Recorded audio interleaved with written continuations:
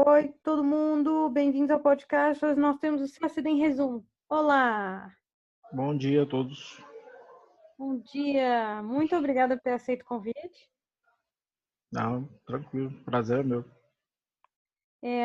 Então, vamos começar. Como é que você se apresenta nesse mundo CACDista? Ah, olha, meu nome é Diego, eu já estou nessa jornada aí do CACDI desde 2015. Eu conheci o concurso logo que eu estava terminando uma pós-graduação na área de inteligência. E aí um dos meus professores era de política internacional, ele passou algumas perguntas para a gente e elas eram da última etapa do CACD. E aí eu me interessei pelo concurso e fiz um estudo assim. Espera só um minutinho, desculpa. Então, em 2015, eu estava fazendo uma pós-graduação, tomei conhecimento do concurso através de um professor meu e eu comecei a dar uma estudada e vi que o concurso, além de me interessar pela carreira e por tudo mais, era uma área interessante para estudar. Os temas eram interessantes de estudar. Então, a partir daí, eu comecei a focar mais.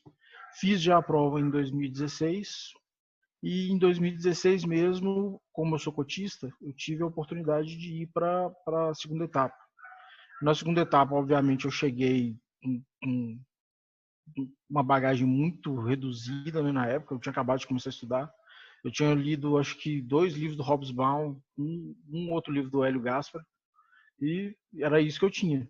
Não tinha mais nada. Então, mas foi interessante a experiência porque eu tive a oportunidade de conhecer a prova mais profundidade. Em 2017, eu melhorei o meu desempenho, fui novamente para a segunda etapa e por causa do desempenho na prova de 2017, em 2018 eu recebi a bolsa do PA, a bolsa dos 30 mil, que passou a ser, que antigamente era um concurso próprio para recebimento da bolsa, passou a ser de quem chegava ali, né, passava da primeira etapa da prova, no caso dos cotistas. E aí em 2018 eu recebi a bolsa e aí eu pude efetivamente começar a estudar para valer. E até então eu estava estudando por conta própria, até 3 anos atrás a gente não tinha o volume de material que a gente tem hoje para estudar para o CACD. Era 2 ou 3 cursinhos, muito caros. Tudo do concurso era muito caro. Até hoje, na verdade, ele é bem elitizado, né? A gente vê isso. Mas com a bolsa tive a oportunidade de poder fazer um cursinho melhor. Aí no CACD de 2019, que eu já fui, já tinha um ano que eu estava fazendo a prova. Aí eu consegui um desempenho bem melhor. Eu acho que eu fiz 52 pontos, 51 pontos na primeira etapa.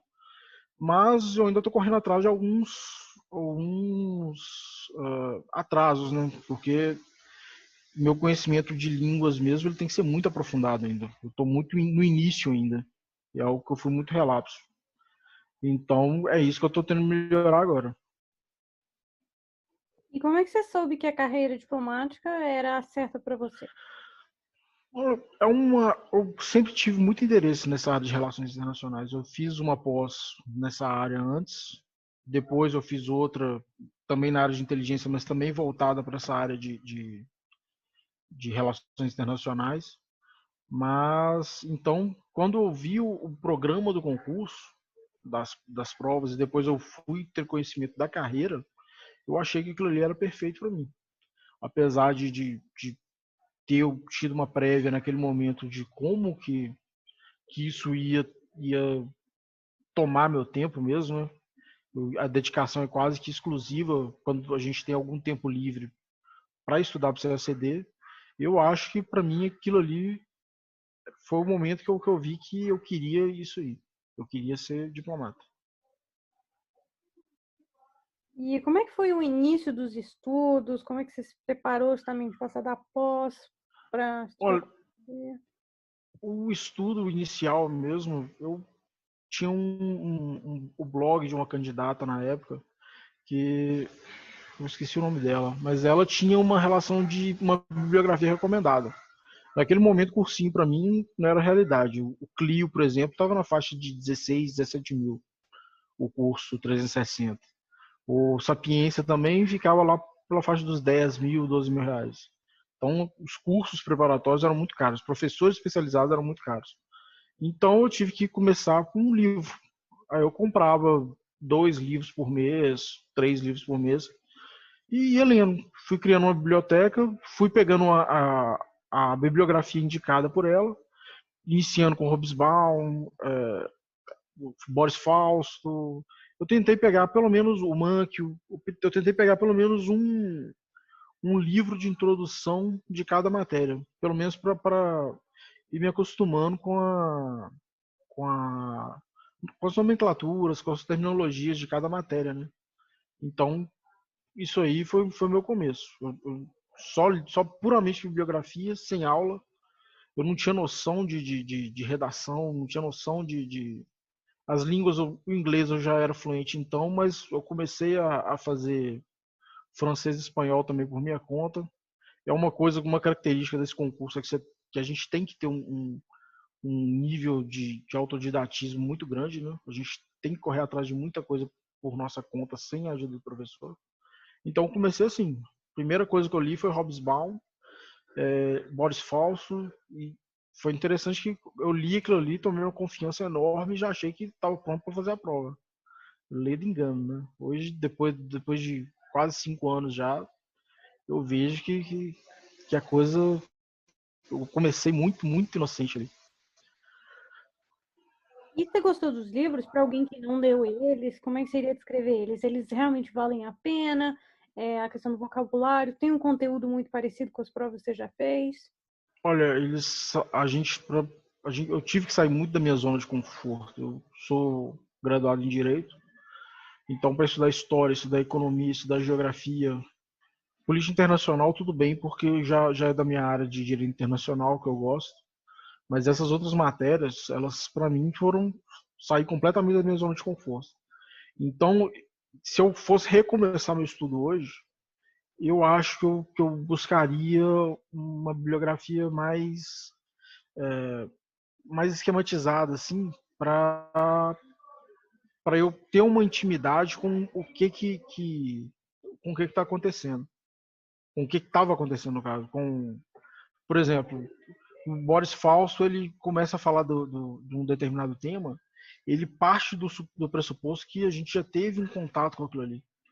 Então, se eu fosse recomeçar hoje, eu recomeçaria, por exemplo, com aqueles livros que tem datas históricas, é só um apanhado de data aquilo ali, entendeu? Só para a gente ter uma noção para a gente se situar. Mas naquele momento eu acho que eu desperdicei muito tempo porque eu comecei com o Hobsbawm e eu não tinha noção de muita coisa que ele estava falando ali. Depois eu tive que fazer uma releitura dele, aí ela foi muito mais proveitosa.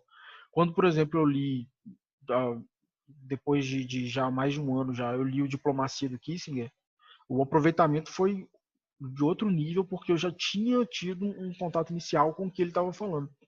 Aí realmente foi aproveitável. Mas começar do zero com uma bibliografia que ela é muito complexa, é muito complicado. Em relação à economia e geografia, eu comecei com um livro introdutório igual o Mankiw, foi excelente, ele é muito didático, ele te apresenta muitos conceitos de economia que depois a gente vai usar, a gente vai se aprofundar neles. Mas, por exemplo, geografia, eu peguei aqueles livros de ensino médio para poder me acostumar com a linguagem mesmo de geografia.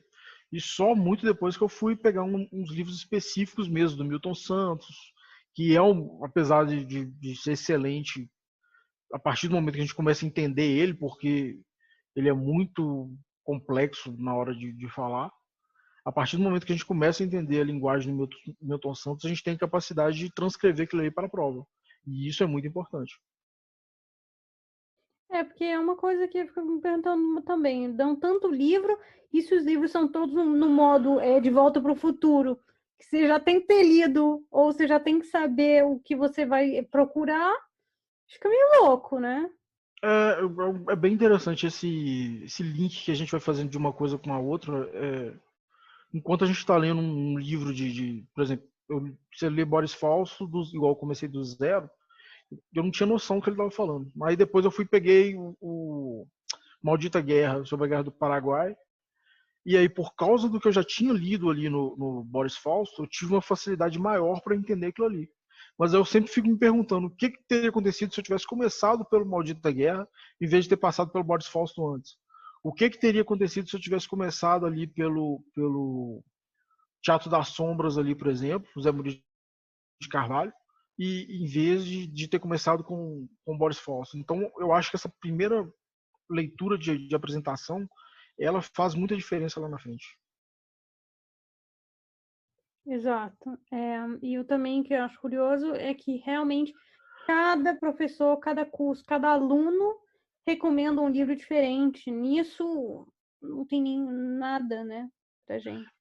Não tem uma fórmula de bolo para esse concurso. Na verdade, a gente é muito diferente um do outro para a gente ter uma fórmula de bolo para saber o que funciona para um, o que funciona para o outro. Eu não posso ficar impondo demais uma determinada forma de aprendizado para uma pessoa se eu sei que aquilo ali não, se eu não sei se aquilo ali vai funcionar para ela como funciona para mim. Por exemplo, eu gosto dos resumos que eu faço porque a partir do momento que eu estou fazendo, pensando em passar esse conhecimento para alguém, que eu quero que aquela pessoa veja aquilo, ela entenda o que está ali, então eu acho que eu fixo melhor a matéria. Então os resumos que eu costumo fazer são justamente das matérias que eu tenho mais dificuldade para eu poder ter contato com elas mais vezes, com essa matéria mais vezes e poder fixá-las melhor, ela melhor. E depois, então, de ter feito todas essas leituras introdutórias, como é que você avançou até obter uma bolsa? Olha, aí eu continuo, na verdade, eu mantive aquela bibliografia da candidata. Eu vou procurar posteriormente o site dela. Ela tem pelo menos uns 30 livros de lá. Eu li tudo. E eu fiz aquela preparação mais burra, porque tem gente que eu vi uma vez uma candidata que foi aprovada falando que não tinha lido nenhum livro inteiro. Mas aí que entra aquela importância de uma orientação de professor. Porque eu tive que ler todos os livros de cabo a rabo. Eu nunca peguei um livro para ler um capítulo ou outro, porque quando eu tive a oportunidade de fazer cursinho, eu já tinha lido, sei lá, uns 30, 40 livros aí de CSD. Então, essa orientação aí de ler um capítulo, um pedaço, foi para mim só agora que eu comecei a ter contato com isso. Até então, eu tive que ler tudo. E aí eu consegui, aí o legal disso também é que eu tive uma melhora perceptível. Eu fiz a primeira prova, tirei lá 33 pontos. Na segunda prova, 2017, eu já tirei 38. Na de 2018, não, foi na 2019, na verdade. Não, na 2018 eu tirei 37. Na 2019, que eu já estava com a bolsa, eu fiz 51. Então a gente percebe essa melhoria, essa melhora da preparação. Então é insistência, é repetição, é ver tudo mais de uma vez. É só assim mesmo que a gente consegue chegar nesse nível.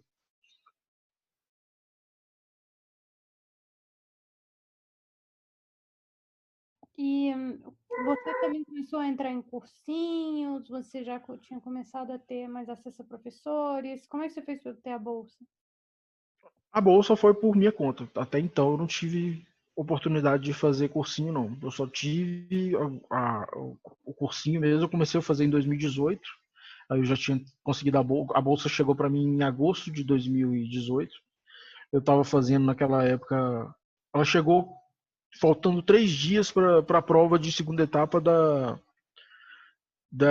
Minto, uma semana mais ou menos da prova de segunda etapa de 2018. Eu tive tempo com ela de fazer um cursinho de rápido com Fernando Entratice de redação. E aí já tive uma melhora perceptível já na redação, na prova na prova de segunda etapa de redação. Então, foi aí que eu comecei a ter contato com o professor. Até então, foi tudo autodidata mesmo. E você continuou com professores depois? Como é que foi evoluindo sua preparação? A partir do momento que eu tive a bolsa, acesso à bolsa, aí eu pude fazer os cursinhos. Eu já comecei já com o Clio, que naquele momento para mim era agora é Damásio, né? O primeiro que eu tive contato ali, então foi ele que eu continuei. Fiz o Clio. Ah, é verdade. Até então, na verdade, eu tive aqueles cursinhos gratuitos do Damásio, de correção de prova que eles faziam, que eles pegavam a prova de 2010 até a prova de 2000 do ano anterior, iam corrigindo as questões da primeira etapa. Aquele cursinho também eu fiz. Aquilo ali era gratuito na época. Aquilo ali também ajudou muito. Eu comecei a ter contato com os professores ali. Eu vi quais professores que me atendiam melhor, outros que nem tanto. E aí, quando eu pude pagar efetivamente, eu fiz a escolha justamente desses professores. Aí é um pouco de tudo. A gente pega uns professores de um curso atendem melhor, de outros atendem de outro. Então não dá para a gente fechar tudo o pacote só num curso. A gente tem que ver o que é melhor para a gente e pegar por professor. Porque tem professor que a metodologia dele é mais adequada para a gente e outros nem tanto. Então Aí eu você fiz o 360 do Clio, que foi uma descarga de informação ali violenta, que vale muito a pena. E na segunda etapa eu costumo fazer o reta final deles também e algumas matérias do Sapiência e do IDEG, que passaram também e são relativamente novos esses cursos. Então, se em 2016 a gente não tinha tanta opção, hoje tem cursinho a rodo e alguns professores, inclusive, procuram já trabalhar por conta própria, né? Eles nem se vinculam mais num cursinho. O Clipping, a gente vê muito isso, os professores ali trabalhando e ao mesmo tempo no Clipping e no Damásio. mais parcerias, né? Exatamente. Aí tem que ser independente. Então, a partir do momento que eu tive essa opção aí, eu pude escolher melhor o que eu queria. Foi mais orientado o estudo. E realmente o Clio ainda mantém muito material acessível, muitos cursos gratuitos. Eu fiz o do Direito e tem o da América Latina também. Eles continuam muito importantes para ajudar os CSDistas mais carentes a abrir mais. São iniciativas que todos os CSDistas apreciam. Democratiza muito o acesso, né? A partir do momento que a gente pode dar uma olhada melhor assim no que o professor tem a oferecer. Aí a gente tem o Clipping, que é um preço bem mais acessível, tem o Sapiência, que ele já desenvolve essa questão de escolher por professor, o Clio, que oferece esses apanhados aí, vamos corrigir todas as provas de 2010 até 2019, 2018. É muito material. Se uma pessoa, mesmo que ela não tenha tanto recurso para pagar o cursinho, ela conseguir assistir aquilo ali e aproveitar aquilo ali, ela desenvolve muito o estudo dela. Exato, isso, pessoal, o que eu fiquei o que eu entrei, eu estou entrando no jogo também, fiquei assombrada com a questão da quantidade de cursos, a quantidade de professores, não só dos cursinhos, mas também de cada um, que cada pessoa recomenda uma pessoa, então você fica meio que perdida e eu não sei, estou passando todo esse tempo só dando uma olhada em quem é o quê, quem faz o quê, em É, que. mas é justamente porque a gente é muito diferente um do outro. Então, tem gente que adapta com aquele professor, para ele, aquele cara ali é o melhor que existe no planeta. Especialmente se a gente sai de uma zona de conforto que não tinha contato com aquela matéria ali. A gente pega um professor que sabe explicar aquilo ali para para quem nunca teve contato antes, o cara vai ser fã daquele cara, vai idolatrar aquele cara pro resto da vida. Isso às vezes não é sempre positivo. Algumas vezes pode acabar atrapalhando mesmo. Mas na maioria das vezes é porque funcionou para aquela pessoa, aquele professor. Então, se tiver oportunidade de testar ele, ou se tiver uma convergência de modo de aprender ali, vale a pena testar aquele professor, mas não ter compromisso fechado com ele, porque pode ser que no meio da preparação a gente perceba que ele tem uma deficiência num determinado tema que vale a pena correr atrás em outro. Por exemplo, eu gosto muito do Tanguy para a parte histórica de política internacional. Eu acho ele excelente, ele conhece muito do que aconteceu, do que acontece, do que está acontecendo naquele momento, mas na véspera de prova, eu não abro mão de assistir aquelas preparações de última etapa do Casarões ou do Bento, do Sapiência. Que, para mim, eles têm um contato com o que vai cair na prova efetivamente, com o que está acontecendo na política internacional. Eu acho que eles estão sempre tão atualizados e eu não abro mão de assistir uma aula deles um dia antes da prova, 2 dias antes da prova. E para o Tanguy também essa questão de você saber as notícias com um mundo tão louco hoje em dia é um trabalho inteiro, né? Exatamente. E eu acho que e a gente também tem hoje a opção de podcast.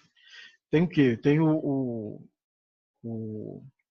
Xadrez Verbal, que todo mundo ouve, Petit Jornal, Chutando a Escada, o seu agora, o Keep It Blue, né? Então, é muita coisa, muita gente pra gente ouvir ao mesmo tempo. Pode ficar meio bagunçado mesmo. A capacidade da gente fazer um fichamento efetivo mesmo do que está acontecendo, que seja eficiente para a gente consultar depois, é muito importante. E o que eu estou achando muito curioso também com essa questão do CSCD é que quando a gente faz o ciclo universitário, mestrado, segundo grau e tal, nós não escolhemos professores, né? Exato. E agora, né, a gente tem que chegar e escolher, para muitos de nós tem que começar a pagar, né? Que é uma novidade que muitos família poder fazer universidade. Isso faz a gente valorizar mais o dinheiro também. E a gente tem que escolher os próprios professores. Eu acho muito curioso. Na minha educação sou eu, não gostou, problema seu. Passa. E tem uma questão também que eu acho legal, que quando a gente fica muito tempo com o professor, às vezes a gente desenvolve uma relação com ele, para encerrar aquela relação é quase como terminar um namoro. Você fica culpado, você tem sua consciência culpada, que você vai mudar de professor, que você vai escolher outra pessoa, é complicado. Não, olha, a minha única relação que eu quero ter com os professores do CACD é tomar a cerveja quando passar os concursos. Depois, né? É a única Exatamente. relação que eu quero ter. Ó, quando tomar um café, tomar uma cerveja e celebrar o fato que eu passei. Depois de tanto tempo, nossa. E realmente, cada pessoa tem muito a oferecer, né, em relação ao CACD. Mas a questão é que alguns são tão, sei lá, alguns têm uma capacidade tão grande de abranger tudo. Por exemplo, o João Daniel. O João Daniel, para mim, é um professor de história. Eu não procuro mais nenhum, porque, apesar de que a história também já é uma matéria que, como é a matéria mais bacana do CCD, eu acho, a história. Tanto a mundial quanto a geral. Então, quando um professor consegue te apresentar aquilo ali de um modo interessante, acaba que aquilo ali já basta. Para mim, pelo menos, o João Daniel hoje é o que precisa de professor de história. Política internacional, eu vario muito entre uns 2 ou 3. O economia também tem o Daniel Souza e a Vivian, a professora Vivian do Clio também, ela é muito boa. E é a comentarista do xadrez verbal, né? Comentarista econômica do xadrez verbal. Geografia, João Felipe. Então, são professores assim que alguns conseguem abranger tudo e outros a gente precisa suprir com as deficiências deles em determinadas áreas. Mas aí cabe do candidato reconhecer que essa deficiência existe, né? E a melhor maneira de conhecer essa deficiência é ou fazendo a prova ou fazendo simulados. porque ali no resultado a gente tem um feedback do que está faltando na preparação, né?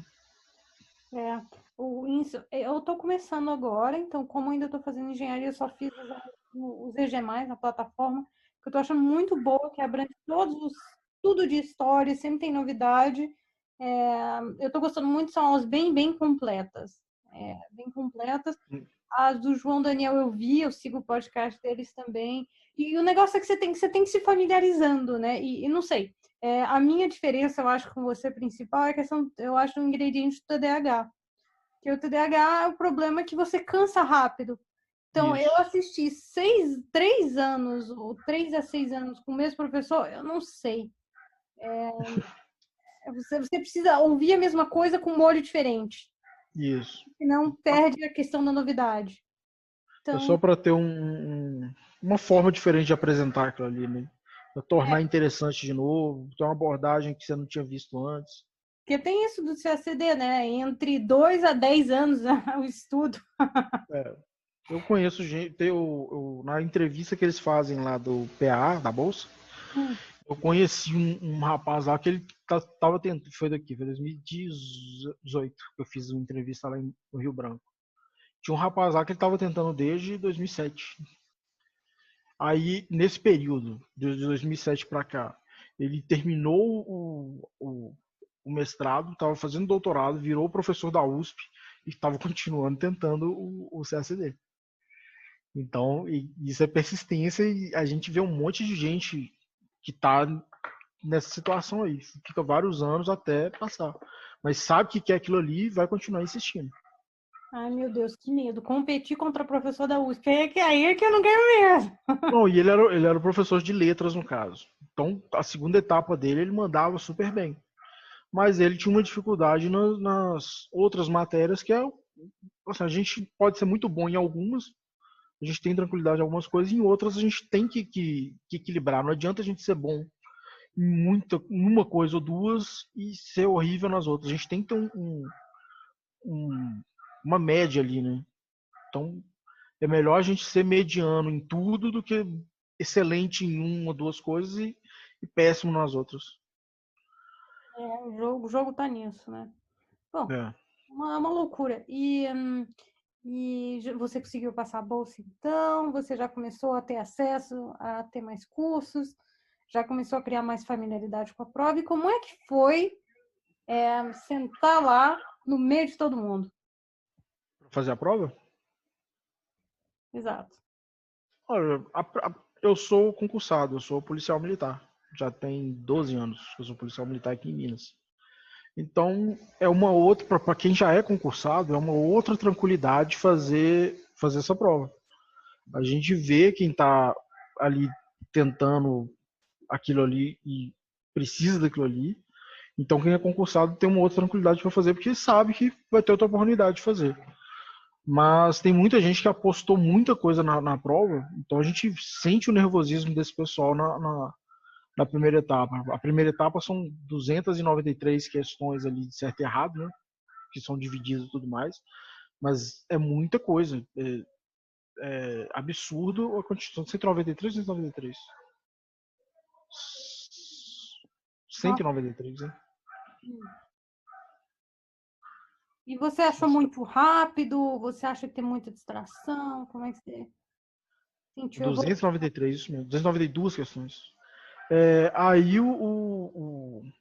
tem a prova, a medição do tempo ela é insana. Quem não tem hábito de fazer essa prova, na primeira vez que eu fiz a prova, quando eu levantei, a aplicadora ela tava chamando ali, avisando ali os 15 minutos. Eu estava terminando de passar o gabarito, não tive nem oportunidade de dar uma relida na prova. E quando eu levantei para entregar a prova, estavam faltando 5 minutos, tinha gente que estava começando a passar o gabarito e já com lágrima descendo na cara já, porque viu que não ia conseguir entregar. Aí a pessoa às vezes nem voltou para a parte da tarde. Na segunda etapa, eu já vi gente na prova de 2018. Teve uma candidata que passou mal, saiu carregada lá de ambulância, teve uma crise nervosa. Então, são fortes emoções. A primeira e a segunda etapa, ela sempre tem alguma coisa desse tipo acontecendo. E como é que você sentiu? Porque, assim, eu não sei, minhas provas de segundo grau já eram 5 horas passam em 5 minutos, né?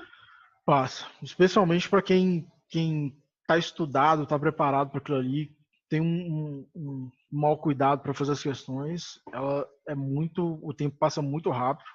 Na primeira vez que eu fiz a prova, eu não calculei muito bem o tempo, nada bem na verdade. Eu fiquei, igual eu te disse, eu não pude fazer uma segunda leitura da prova.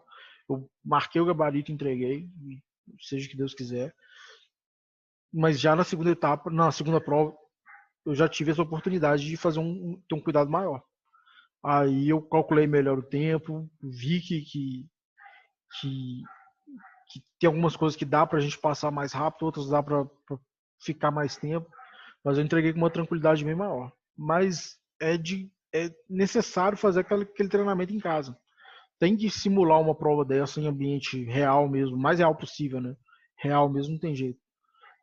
Se fechar em casa, calcular o tempo e mandar ver nas questões, não deixar distrair, manter aquilo ali, calcular o tempo da água, o tempo do banheiro, isso tudo importa também. Você tem que dar uma levantada, dar uma esparecida no meio da prova. Então, isso aí vai de cada um, mas tem que ter esse preparo, porque ela pega de surpresa quem acha que vai ser tranquilo. Eu sempre tive tranquilidade em fazer prova muito rápido e eu quase não tive tempo suficiente para fazer essa na primeira vez. E em relação ao conteúdo, como é que você sentiu a questão de... Que uma coisa é você fazer o curso, você aprender o conteúdo, outra é você aplicar, né? Eu até hoje, na primeira etapa, eu acho que eu já estou bem mais tranquilo em relação a conteúdo. Eu já adotei uma intimidade já com o método CESP, agora IADES, de ser da prova. E eu faço muita questão, muito simulado antes. Nas 2 semanas antes da prova, da prova de primeira etapa, eu acho que eu fiz umas 3.000 questões fechadas ali, certo e errado, até o negócio ficar automatizado. Para quando chegar na prova, tá bem afiado. E então, para depois dar seguimento nisso aí. Opa, peraí. Só um minutinho. Do conteúdo na prova, a gente sente mais essa dificuldade na segunda etapa. Na segunda etapa, a gente tem que reconhecer a terminologia que a questão está apresentando ali, o que ela está pedindo. Às vezes ela apresenta ela te pede uma coisa com um termo diferente do que você aprendeu ali no livro.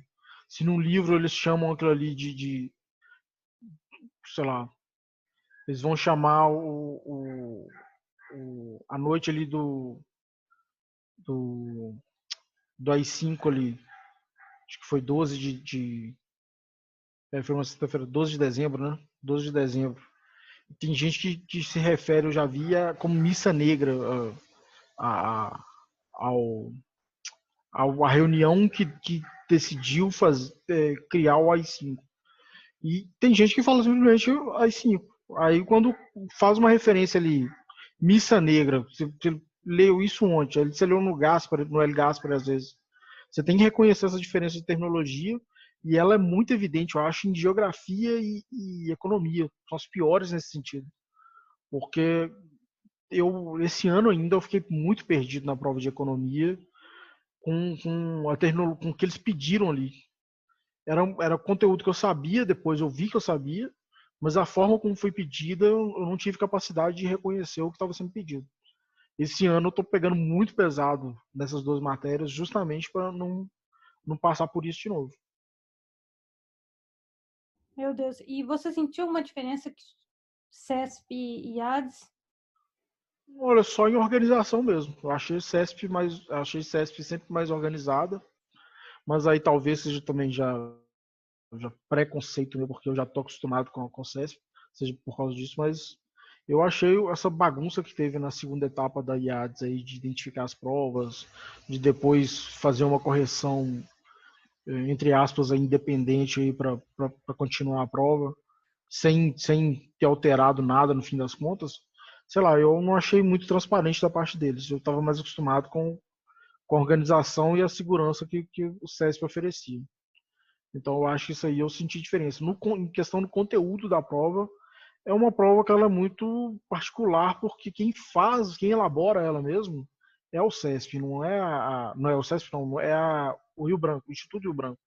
Quem elabora as questões é gente ligada a eles. Então isso aí não mudou. O conteúdo da prova acho que mudou muito nada. Eu não diria que eu não senti diferença em nada. Nem na primeira e nem na segunda etapa. Ela foi uma prova bem conservadora. Talvez porque seja o primeiro ano que, que tenha sido eles a aplicar, mas também senti que por questão o conteúdo também foi muito tradicional, não fugiu. Vamos ver se esse ano continua a mesma coisa, né? Se não vai ter alguma inovação aí. Mas a maioria espera que não. E como é que você sentiu a evolução dos grupos sacerdistas? É uma coisa que eu estava participando de pelo menos uns 5, mas é muito difícil permanecer porque acaba que tem uma briga de ego muito grande em um grupo. Então, às vezes tem gente que é mais impositiva, tem gente que não concorda muito com, com posição alheia, e isso acaba que desestrutura o grupo. Então, hoje mesmo eu estou em 2 grupos eu me limito a eles, porque eu não acho que eles rendam muito por si. Eles são bons porque a gente tem um lugar para extravasar, para conversar sobre o tema da prova, mas aí a partir do momento que vira uma guerra de ego ali, já fica contraprodutivo. Então depende muito do grupo você permanecer ou você sair. É bom para saber que tem mais gente naquela situação, mas a gente não pode perder tempo demais com eles a ponto de prejudicar o seu estudo. Não adianta eu ficar discutindo com alguém que eu não conheço sobre a política atual do governo ali num grupo durante 10 horas que eu poderia estar estudando, que eu poderia estar lendo, eu poderia estar fazendo uma revisão. Então, depende muito de cada um, depende muito do grupo também. Se o grupo perde muito o foco e vai ali para discussão, é praticamente um grupo de família. Você vai ficar brigando o dia inteiro e não vai aproveitar nada, vai dormir nervoso ainda, com gente que às vezes a gente nem conhece, e vai perder um dia de estudo. E um dia de estudo para a gente faz muita diferença. E como é que você sentiu, você achou que os sacerdistas mudaram desde que você começou a estudar, o método de estudar, ou a aproximação, continua igual? Mudou porque hoje a gente tem muito mais opção. Né? A oferta de cursinho, de professor, de material até está muito mais disseminado. Então, o comportamento nos grupos mudou porque agora a gente vê gente mais focada, num, é gente que está ali querendo aquilo ali, não é um grupo de cursinho com pessoas cursinho em geral, pessoas atirando para todo lado. O CCD ele exige um foco que não dá para a gente ficar buscando outras. Enquanto eu estou estudando para o CCD, eu vou estudar para delegado, vou estudar para promotor. Eu acho muito complicado quem faz isso. Eu conheço gente que faz isso e ele nas provas do CCD, em geral, a pessoa está menos do que preparada por causa daquilo ali, para aquela prova, porque ela estava focando em outra coisa. Ela está focando em várias coisas ao mesmo tempo. E a gente tem um limite, né? Não dá para tentar tudo. E vamos falar então do seu projeto, do CACD em resumo. Como é que começou? Qual é a meta? Eu comecei tem pouquíssimo tempo, né? Pouco mais de um mês, eu acho. Porque nesses anos que eu tô estudando, eu produzi muito material para mim, meu. É, resumo de aula, planilha, aqueles esqueminhas de mapa mental. Eu fiz muita coisa disso, muita coisa mesmo. E chega um momento que a gente vai fazendo a revisão daquilo e tem uns pontos que a gente ainda não internalizou, ainda não está bem memorizado, não está bem entendido. Isso aí eu gosto de fazer um resumo e tentar fixar aquilo ali. E eu achei bacana o material que eu estava produzindo. Eu tava ficando bonito visualmente algumas coisas. E aí eu tive a curiosidade de ver, fazer criar uma página no Instagram, no caso, uma conta no Instagram, para fazer esse tipo pra postar esse tipo de coisa. Até para mim mesmo, depois rever esse material, fica mais fácil desse jeito, eu acho. Tá tudo ali, eu consigo ver tudo ali, que é tudo ali bonitinho ali. Não tem muito uma ordem, não. Eu faço, por exemplo, uma semana eu faço revisão de política internacional, pego material de política internacional e vejo alguma coisa que ainda não está boa na minha memória ali. Então eu pego aquilo ali. Na outra eu vou para geografia. Então acaba que varia muito. Mas eu acho interessante porque quando a gente faz alguma coisa para outras pessoas verem, o esforço envolvido naquilo ali acaba ajudando a fixar. Porque, por exemplo, eu vou fazer um mapinha daqueles ali. Eu quero informação confiável e quero informação precisa, clara. Então eu vou buscar fazer um mapa que tenha informações desse jeito e isso com certeza me ajuda a fixar aquilo ali. Vai ajudar a pessoa que está vendo a imagem, mas ajuda ainda mais quem está fazendo. Isso aí é um tipo de estudo que eu acho que é quase que unânime, assim, os professores te indicarem essa forma de estudo, né? Produzir material pensando em alguém que vai ler aquilo ali como forma de fixar o conteúdo. Exato, eu achei fenomenal também a ideia e achei muito inovador no sentido de que você não tenta esconder, Que eu também estou correndo atrás. não tentar esconder suas fichas também. Olha, para mim também, sabedoria é para ser compartilhada. Não, é uma coisa que eu nunca acho que eu vou fazer é sonegar material. Esse negócio de ficar sonegando, não, porque eu vou passar essa informação, alguém pode ficar sabendo também.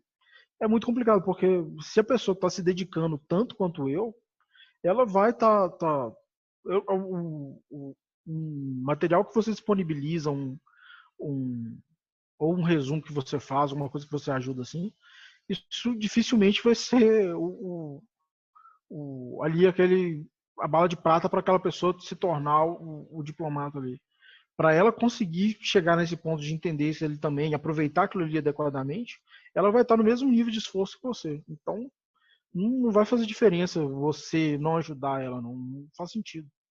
Eu acho que quem tá nesse mesmo nível de preparo aí, todo mundo tem que se ajudar mesmo, porque a gente vai vendo que na última etapa do concurso, na prova aberta, vai chegar um momento que já tem 3 anos que eu falo que eu chego ali e não vou. Mas nesses 3 anos é o mesmo pessoal, são as mesmas pessoas praticamente. Mudam 2 ou 3 pessoas que passam, outras duas que largam a mão, mas os 10, 15 ali são sempre os mesmos. E esses mesmos a gente já desenvolveu uma relação. E aí, beleza, como é que você tá? Já tem uma relação já de amizade, já que não faz. A gente, no início, a gente fica meio alheio a sentar e conversar antes da prova. Agora já senta todo mundo junto, já começa a dividir material. Na, naquela 30 minutos ali antes de entrar para a sala para fazer a prova ali, a gente já senta, divide a anotação, já mostra ali, um pega o caderno do outro. É outra relação. Então não faz sentido ficar sonegando material, porque vai chegar lá, você vai querer que essa pessoa também te ajude. Se ela está num nível de preparo que vai conseguir usar seu material, aproveitar seu material, com certeza ela também tem alguma coisa de útil para te passar e você vai querer que ela te passe. Você não vai querer que ela feche aquilo ali e fique no cantinho lá vendo só ela. E também tem essa questão de que você pode ter lido exatamente o que a pessoa leu, ter feito exatamente o mesmo exercício. Não significa que você vai passar o que a tal pessoa vai passar, é além do. É muito mais. A preparação é muito mais do que um resumindo, do que uma informação isolada. O universo de informação que a gente tá pegando ali para usar, um resumo ou outro, ele te ajuda, óbvio, naquela reta final ali, mas tem todo um preparo prévio que você vai ter que ter, uma bagagem prévia que você vai ter que ter. E isso aí, com resumo, a pessoa não faz. Ela teve um esforço gigante igual você. É isso aí. E a última pergunta que eu tenho para você é quais são os materiais, revistas que você acha que podcasts ou coisas que você andou vendo assim que são relacionados ao CSD e que podem ajudar assim nos estudos? Olha, de podcast, que é o que eu ouço principalmente hoje, o The Economist tem muita informação interessante. Tem um The World Next Week, acho que é da BBC também. Ele tem muita informação atualizada, muita coisa nova. Aqui de política internacional pra gente, Xadrez Verbal, Petit Jornal. O Chutando a Escada eu gosto muito dele também. Só que ele é muito opinativo. E dependendo da pessoa que está ouvindo ali, se ela não tiver um discernimento para saber o que você pode ou não usar na prova, ele pode ser meio prejudicial, mas ele é excelente, muito bem produzido e muito pertinente. Tem agora também um podcast da FUNAG também, que todo dia tem palestra, tem esse tipo de coisa. Eu acho que apesar de ser polêmico, às vezes, os temas, mas a postura do governo está ali naqueles podcasts. Então eu acho que é importante a gente ouvir e saber o que eles pensam. Porque se cair numa prova a questão de do agronegócio, o comércio exterior e agronegócio, igual teve um seminário gigantesco que teve uns 15 podcasts, uns 15 capítulos que eles colocaram lá de podcast sobre isso. O agronegócio e o comércio exterior. E ali está a postura do governo. Se cai uma questão de economia, de geografia, de política internacional, pedindo esse tema, agronegócio, desenvolvimento sustentável, tá naquele podcast, tá naquele seminário, a postura do governo. E é o que eles querem ler na segunda etapa. Porque a segunda etapa, no fim das contas, ela avalia a sua capacidade de se postar diante de uma determinada questão de forma que o governo, de forma diplomática, né? O melhor resumo é isso, de forma diplomática. Então a gente tem que acompanhar. Leitura de revista, geralmente eu só fico mesmo no Le Monde, no El País, para treinar mesmo as línguas. Eu tento ler pelo menos uns 2 artigos por dia de cada uma. E filme, televisão também, eu tento assistir o máximo que eu posso também nessas línguas. Para mim é uma forma de estudar mais lúdica, assim, sem saber que a gente está estudando, né? É uma forma de ter contato com as línguas. Livros, hoje eu estou fazendo mais resumo do que eu já li anteriormente. Eu faço uma primeira leitura marcando o texto, uma segunda leitura eu faço só com aquelas marcações e passo aquilo ali para o papel. E por último, eu faço uma espécie de apostila daquele livro ali. Então, por exemplo, eu até compartilhei no grupo do Clipe uma vez um resumo do Manquio que eu fiz o Manquio tem o quê? 800 páginas. Eu fiz uma apostila do Manquio, basicamente com os conceitos que ele apresentou no livro inteiro, que deu 30, 40 páginas. O Mazzuoli, de direito internacional, transformei um livro dele de 1.300 páginas num resumão lá de 120 páginas. Isso na semana da véspera, na semana ali, véspera de prova ali, isso é fundamental para a gente conseguir dar uma revisada. Você ter esse material bem organizado. Hoje mesmo eu só estou fazendo esse tipo de leitura e uma outra leitura ali literária também para não ficar muito só nisso de estudar. Geralmente eu fico com 2 livros de matéria e um livro de literatura. A última pergunta, qual seria a sua grande mensagem para quem está ouvindo a gente? Sacedistas. Não deu interferência na mensagem, não viram? Qual seria a sua grande mensagem para os sacedistas? Que quem escolhe ir nesse caminho tem que entender que é um pouco solitário mesmo. Igual a frase que eu te falei lá da prova de 2016, do caderno de prova de 2016, início de carreira é sempre solitário. Para a gente começar, às vezes a gente acaba se isolando um pouco mesmo, depois a gente tem que entrar em contato com mais gente para poder compartilhar o que está sabendo e receber informação e passar informação. Mas é meio desesperador mesmo quando você está começando, porque quanto mais a gente estuda, mais dúvidas a gente acaba tendo. Isso é uma coisa boa, assim, segurança é uma coisa boa porque vai te fazer procurar mais coisas. A gente tem que se preocupar quando a gente acha que sabe tudo e aí chega lá na prova e quebra a cara. Então é importante isso, é entender que essas dúvidas que a gente vai tendo ao longo do caminho, elas são normais e até desejáveis. Vão te fazer ficar sempre atento ali para correr atrás de mais informação e de ficar mais preparado. Não tem jeito de ficar 100% seguro na prova. Mas quanto mais preparado a gente está, mais a gente sabe lidar com o que eles jogam ali tanto na primeira quanto na segunda etapa. Exatamente. E também tem a última ferramenta que eu estou tentando divulgar, que é o do Reddit, do Brasil RACACD, que o Brasil CACD justamente permite a gente de trocar esse conteúdo, né? Justamente. O Reddit é uma ferramenta assim, compartilhada muito boa em geral, né? Eu não conhecia, não. Então, pessoal, vamos lá, todo mundo verificar. Muitíssimo obrigada. Eu que agradeço. Pessoal, fiquem de olho no Instagram dele, tem muita coisa boa, vocês compartilhem com ele. Vamos lá, vamos tentar ajudar para ele passar logo, para deixar lugar para a gente, né? Tomara. Então, muitíssimo obrigada. Vamos querer entrevistar você do outro lado. Esperamos que sim. E é isso aí, pessoal. Fiquem aí, até a próxima. Tchau. Obrigado, tchau, tchau. Valeu.